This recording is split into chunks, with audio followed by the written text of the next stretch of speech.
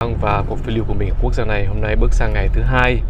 Và hành trình của mình hôm nay sẽ đưa toàn đội của mình này đến một vùng ở miền đông của đất nước này rất là xa xôi hẻo lánh. Và bây giờ giới thiệu với các bạn là toàn bộ đội hình của mình là gồm một lái xe, một hướng dẫn và một bạn đầu bếp nữa. Tại vì là các chuyến đi tiếp theo, trải nghiệm tiếp theo sẽ đưa bọn mình tới những cái vùng rất hẻo lánh xa xôi vậy. Do vậy mà bọn mình phải cần có một người đi nấu ăn kèm theo để có thể hỗ trợ về mặt ăn uống. Thủ đô Juba rất là bụi bặm và rất là náo nhiệt, giao thông rất là hỗn độn, giống như bất kỳ một thành phố lớn nào. Việc sang đến đấy cũng là một vấn đề. Và nếu các bạn để ý kỹ thì ở thủ đô Juba của Nam Sudan có rất nhiều nhân viên của Liên Hợp Quốc làm việc. Những chiếc xe có chữ UN ở trên lưu thông ở trong thủ đô Juba chính là xe của Liên Hợp Quốc. Nam Sudan dù sao cũng là một quốc gia còn rất là trẻ, do vậy mà vẫn rất cần nhiều sự giúp đỡ về mọi mặt. Ngoài sự có mặt của các nhân viên Liên Hợp Quốc thì ở Nam Sudan còn có sự hiện diện của rất nhiều các tổ chức phi chính phủ khác. Phải mất gần 1 tiếng đồng hồ vì tắc nghẽn giao thông, bọn mình mới chui ra được khỏi thủ đô Juba. Và cái cầu mà chúng ta đang đi qua là cầu bắc qua sông Nile.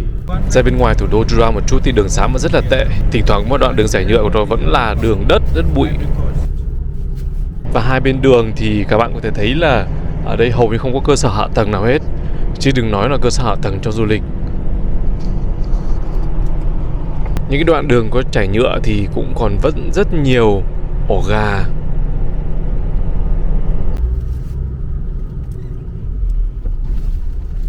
And actually this is the road that takes you to Uganda, to Kampala. This road? Yeah, it takes you straight after Kampala from here. Yeah.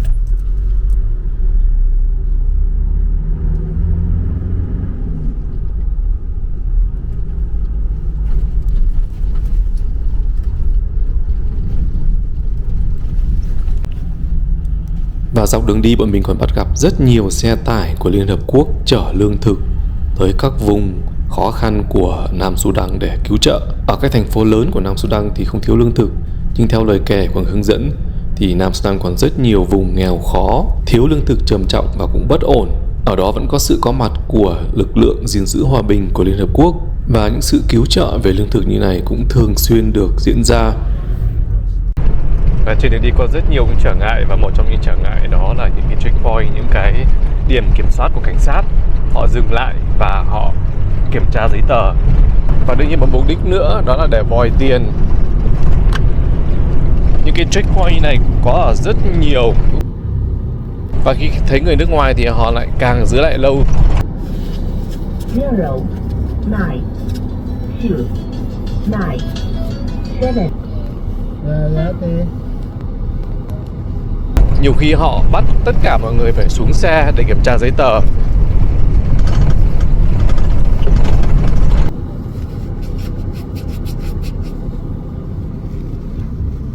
Và cũng có lúc họ chỉ bắt người lái xe và người hướng dẫn của mình xuống như thế này, sau đó để vòi tiền. Và khi đi lại ở Nam Sudan với tư cách là một khách du lịch, là một người nước ngoài, thì bạn tự hỏi là những cái checkpoint như này được dựng lên để kiểm tra giấy tờ, hay đúng hơn là để thực hiện một mục đích khác. Những checkpoint như này mọc lên nhan nhản, và nhiều khi họ kiểm tra, họ lục tung tất cả tư trang hành lý. Họ kiểm tra giấy tờ và tìm ra đủ các loại lỗi để vòi tiền.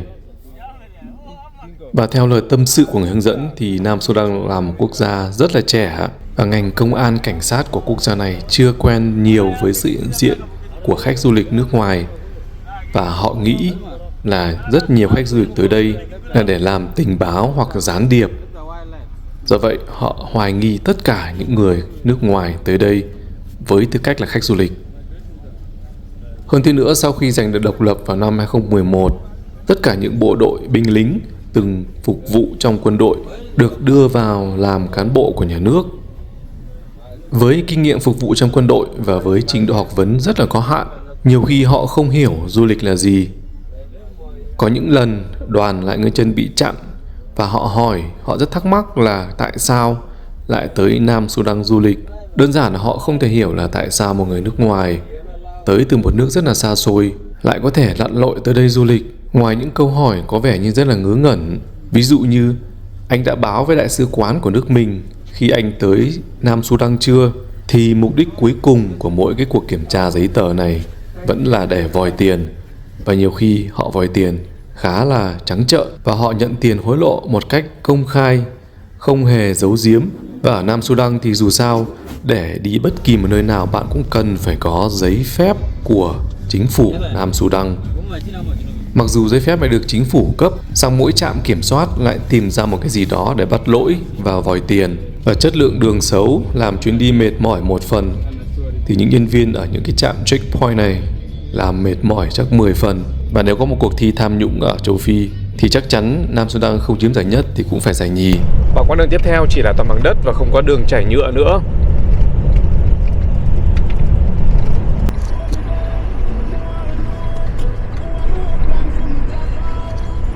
Càng đi thì càng bước vào những cái vùng hẻo lánh và xung quanh đây chỉ là bốn bề rừng núi, không có một ngôi làng, không có một người nào qua lại hết, các bạn thấy này.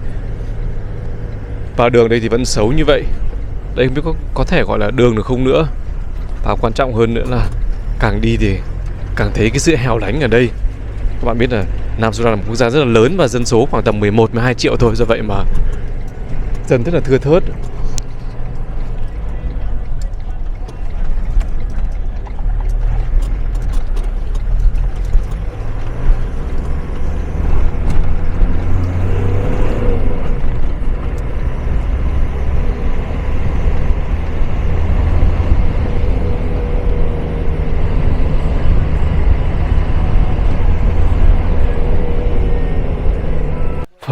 Các bạn biết không, ra khỏi thủ đô Juba là cả một vấn đề rất là lớn.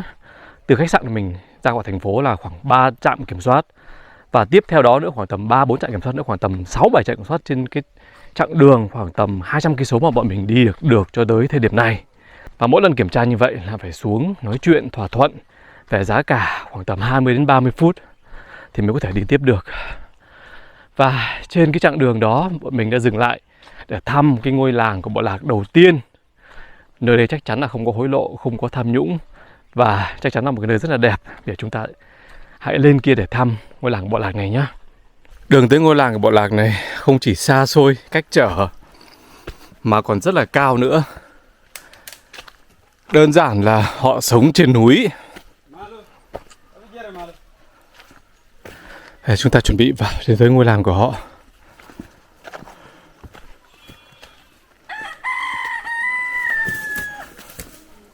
Và chào mừng các bạn tới với ngôi làng của bộ lạc Lotoku ở Nam Sudan. Ngôi làng này nằm trên rất cao trên một ngọn núi. Đây là quang cảnh của những ngôi nhà của họ. Salam. Salam. Salam. Salam. Salam. Người dân đây rất thân thiện và họ cũng rất là...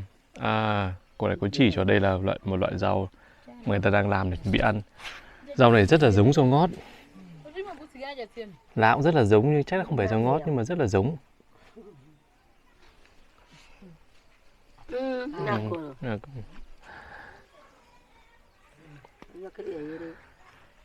Và cho các bạn xem phong cảnh ở dưới này.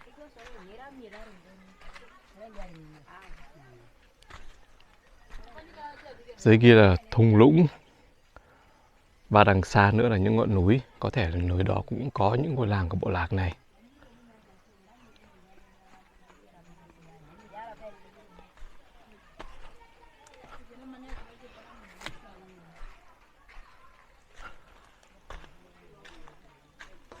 Nhà của bộ lạc này chẳng hạn, ví dụ họ xây theo hình tròn và rất là rộng và to hơn rất nhiều so với ngôi nhà của các bộ lạc khác. Và thậm chí có nhiều cửa khác nhau.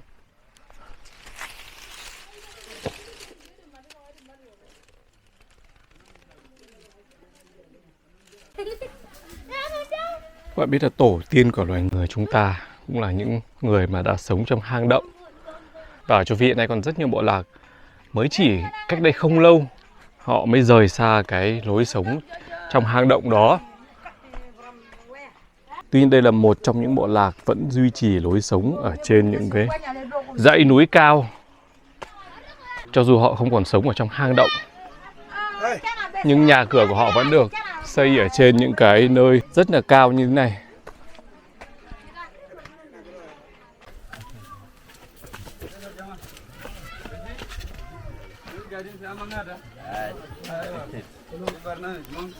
Salam. Salam. Phong cảnh đây cũng tuyệt trần không kém. Bạn hãy để gì đây? Thật là đẹp. À, bên này những cái đàn ông có vẻ như đang ngồi nghỉ ngơi. Salam. Salam. Ai cũng rất là niềm nở và hiếu khách. Ở dưới là có vẻ như là những chuồng chăn nuôi.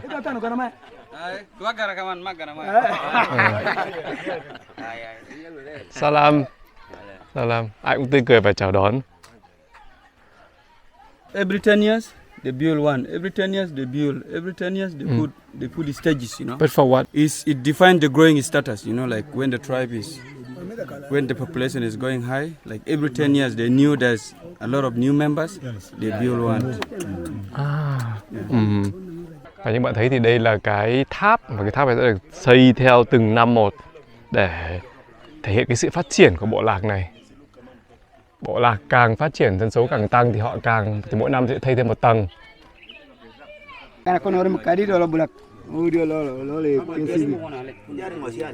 Ngoài ra dưới này còn là hội rượu của những người đàn ông.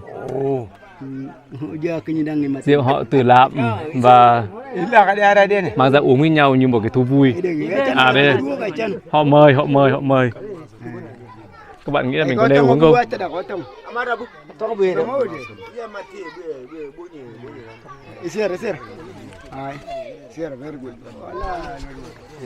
It's strong. Yeah, it's strong, just right. That is him. Người mùi thì không nặng lắm, nhưng mà không biết là uống như thế nào. Thử một ngụm để đáp lại cái sự hiếu khách của người dân ở đây.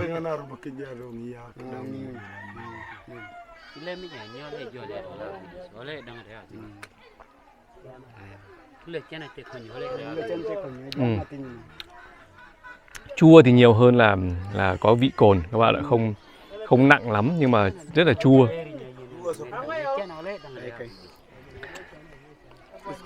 Good. Đây là một cái dàn cây có quả đỏ mà mình chưa xác định là quả gì. Đố các bạn đây là quả gì? Quả này mềm, trông nó như này và không khó để so sánh với bất kỳ một loại quả gì của Việt Nam mình. Không có mùi gì lắm. Và nó mọc theo dàn như thế này. Và ở trên cái dàn này là họ treo tất cả những cái phần còn sót lại của những con vật mà họ đã nuôi và đã giết ăn thịt. Ví dụ đây là một tấm da, có vẻ như là da bò. Còn ngay bên cạnh đó là rất nhiều xương. Xương nhỏ như này là khả năng cao là xương của dê hoặc là của cừu.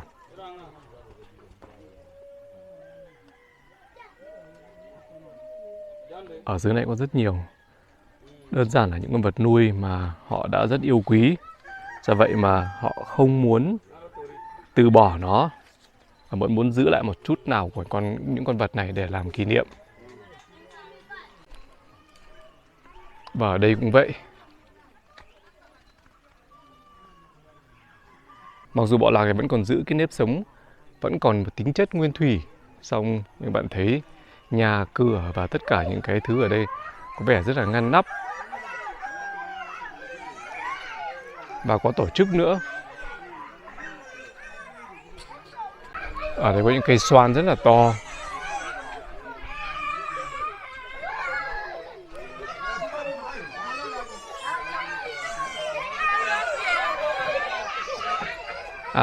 Bọn trẻ con, những em bé nhìn những người lạ sợ.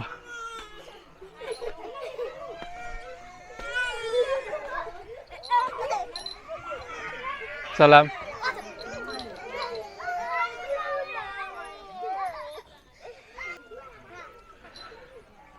Các bạn có để ý cái cách ăn mặc của những cô gái hoặc là những người của bộ lạc này nói chung là đã rất là hiện đại rồi. Đó là do việc những ảnh hưởng của cuộc sống hiện đại cũng đã tràn vào bộ lạc này từ lâu rồi. Và họ không còn giữ được tất cả những cái bản sắc của mình. Đó là một điều khá là đáng tiếc.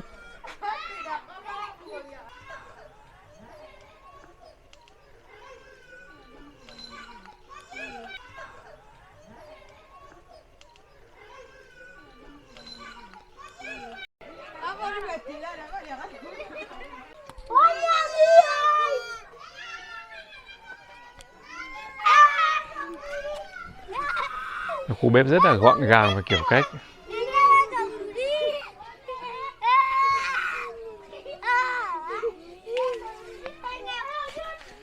Còn trên sân này là họ phơi một số loại rau để đậu bắp, hạt kê. À đây họ có cả cái tấm năng lượng mặt trời. Ngôi làng này trải dài từ lưng chừng núi đến tận cái đỉnh núi kia, các bạn thấy con đường này vẫn còn dẫn tiếp tục lên những ngôi làng, những ngôi nhà rất cao trên kia.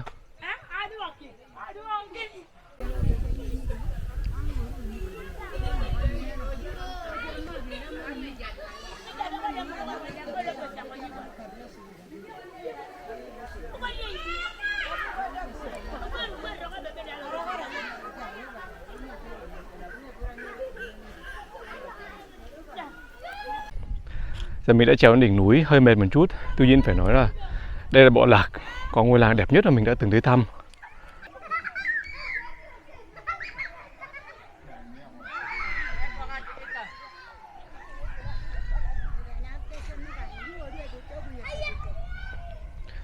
Ngôi làng của họ được ngăn rất là ngăn nắp. Mỗi gia đình có một cái ngăn riêng và được quây bởi hàng rào.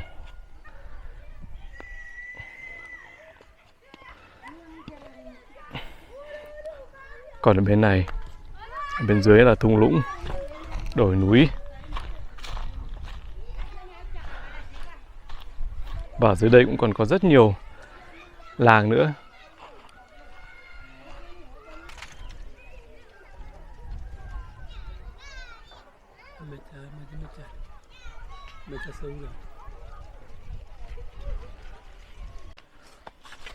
Trong này họ có cái phòng riêng để lưu trữ những cái đồ dụng cụ âm nhạc dùng cho các lễ hội. Họ có thể trống và một vài cái dụng cụ âm nhạc khác. Ở trên này còn có rất nhiều da động vật, da bò, da dê, da cừu. Và có lẽ đây cũng là nơi mà họ tập âm nhạc luôn để cho các cái buổi lễ long trọng.